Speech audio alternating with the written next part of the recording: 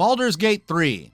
The game is an absolute success. It's making shockwaves through the gaming industry. Everybody is giving it praises. And Larian Studios is definitely showing that they're good at crafting a very well put together RPG experience. But I mean, come on, they themselves are pedigreed in their experience in making RPGs because they're responsible for the Divinity Original Sin game, Divinity Original Sin 2. I mean, they've really made a history of creating very well put together RPGs. So therefore, yes, they are a good developer for this style of game.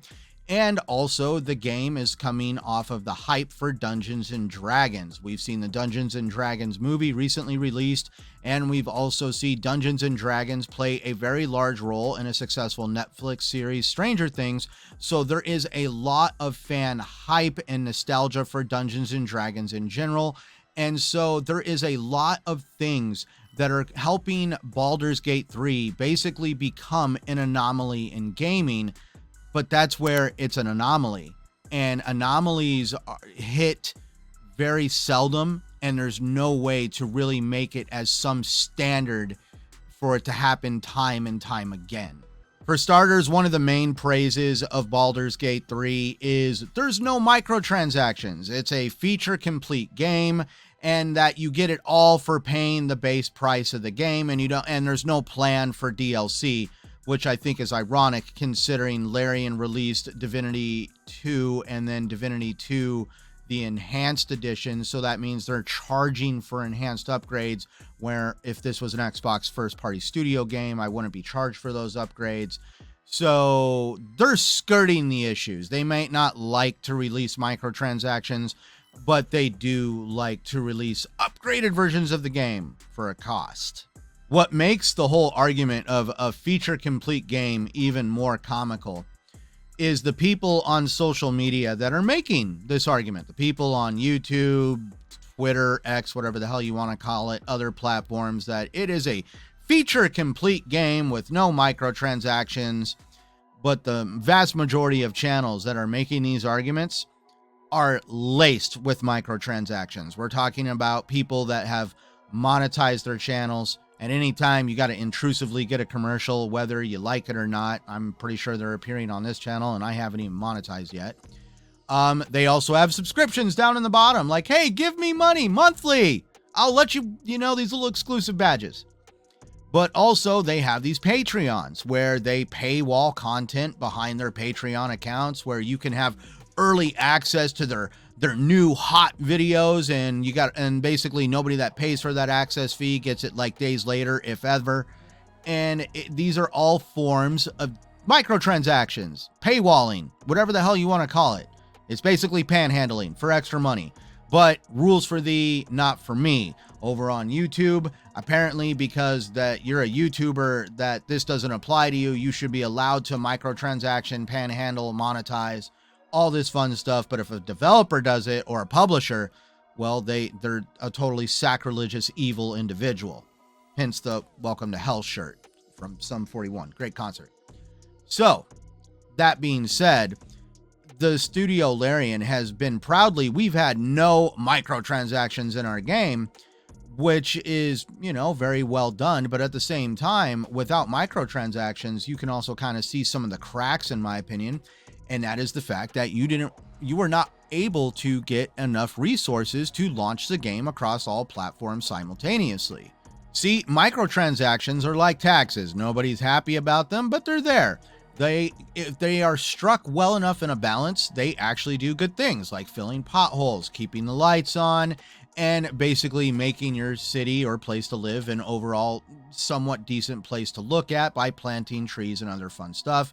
But yes, you can have the occasional politician that goes out and has a 5-star Michelin meal on taxpayer dollars, something I don't agree with.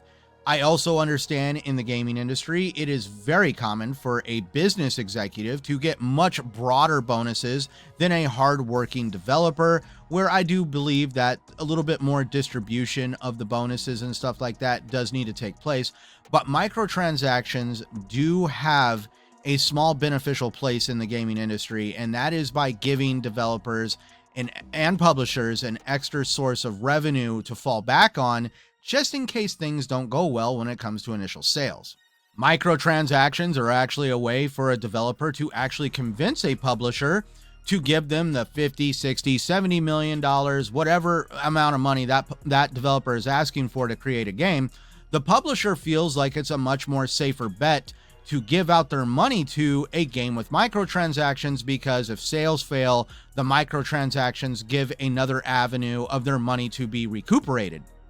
And with this money, the developer is able to buy platforms like, PCs, employees to kind of get these games going, all the necessary resources to get all their ducks in a row to make the development of this game go as smoothly as possible with the budget at hand.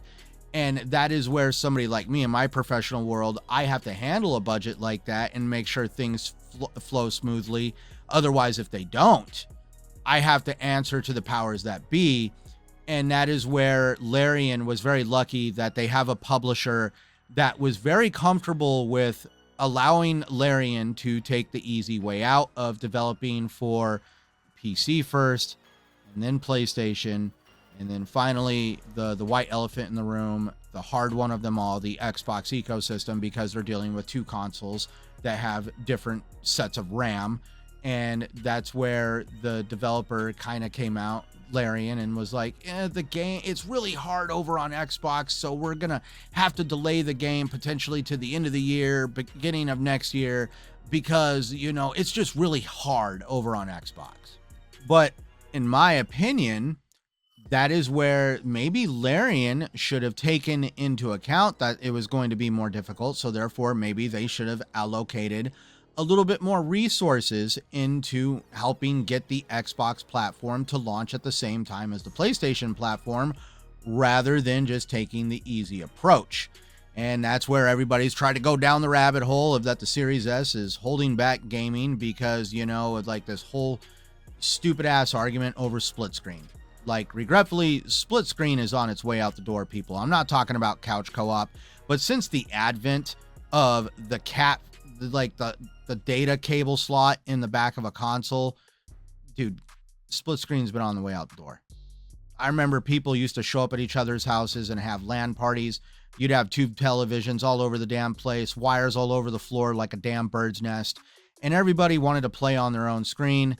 And now all of a sudden we have these split screen purists, and I'm not saying that to be insulting, but I mean, like, literally, I'm sorry, but you're at this point a minority in a consumer market, and you are not going to be catered to as much as you want. Like, when as a project manager and what I do, if I had to make the decision, I would nix split screen every chance I got, because it is nothing but a resource hog. The game has to be rendered twice.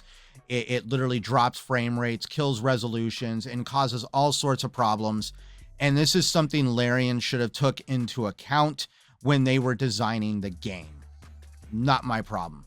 And I mean, the design issues go even further with the game. Some people are trying to say this is a beautiful part of the game, but this is something I have an issue with, that it's not even drop in, drop out co-op. It's literally drop in, you're stuck in it. Larian even came out and said, you need to have a character for a single player playthrough, and then you need to have a character for a multiplayer playthrough, because anybody who joins your character in multiplayer will be stuck in your party. And if you accidentally fill up your party, you won't be able to have an NPC party member part of it, and you won't be able to experience their quest lines, which means you will be cut off from being able to fully indulge yourself in everything that Baldur's Gate 3 has to offer, because there's no dropout from the party system. In my opinion, that's a flaw. There's some people that have a really great argument on why that is, but I'm not going to sit down and read a novel about my adventures with friends. What really shows the lack of dedication to allocating resources properly, and also just the fact that Larian may have not had the resources necessary, because again, they're mighty proud of not using microtransactions to kind of create those extra resources. Well, in an interview with Baldur's Gate's CEO, Larian Studios CEO and creative lead Sven Vincke, he came out and was asked about the Series S issue and asked if the Series S holds back gaming. And he came out and said the platform is perfectly fine. Do I think it holds back gaming? It just defines certain parameters with which you have to develop. There are ways of doing that. It just takes development effort. Despite us have grown, and yes, Larian has grown a lot. They are now 400 employees strong. We don't have infinite resources. That means we can't do everything at the same time. Well, in my line of work, my boss would want me to plan ahead for the future. And if we knew that there was going to be a large uphill grind for a product at the end of a development cycle for what we do, he would have wanted me to plan for that rather than like, oh, we'll get to that bridge when it's time to cross it. And yeah, we'll just complain to Xbox and ask them for help. Now, this isn't a total slam on Larian. This is just me not enjoying the fact that Larian, rather than owning up to the fact that they did not allocate the resources properly to get the game out and launch with parity with other platforms, which means you're starting to basically show your favoritism towards like, hey, it's easy to do it over here. It's easy to do it over there. Over here is hard, so they won't be exactly a priority. And as a result, we're now seeing the game delayed. And I've already seen some people already wanting to make that argument that the Series X is a more powerful machine and that why should anybody who owns a Series X be held back by the Series S because we paid more? Even I would have an issue with that argument because I own a Series X and I have a large group of friends that own Series S's. And they can't afford the Series X. And not at any time do I feel I deserve more than them because I paid more. In my line of work a long time ago, I had a customer literally throw money at me. No joke. For me to basically kind of screw over somebody who didn't have the money. And I told them, no, I don't play that way. I'm not going to basically piss on the little guy because you have more money to spend and you feel that because you have money, you deserve something more than the other guy. I like to treat people with a certain equality and dignity. And that's why I would never, ever even think about trying to pull something like what Larian Studios is doing. And that's why I just can't agree with their approach to the situation.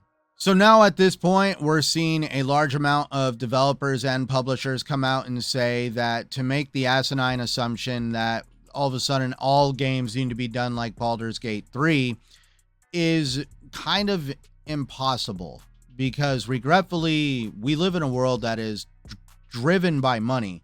I'm not over here advocating that microtransactions need to be in everything, but they do have there is a balance that can be struck where they can be beneficial to game development.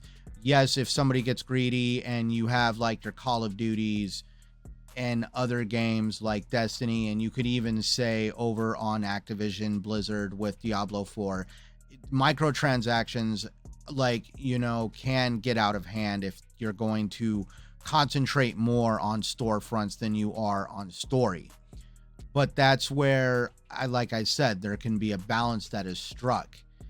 And at the end of the day, I just really don't feel that people should act like this is something that needs to be done industry-wide, because this is honestly a difficult way of looking at things. Because, I mean, without microtransactions, games would become extremely expensive. People would not like that. We'd go back to like the Nintendo days when like cartridges were over $100. Like, it can't be done.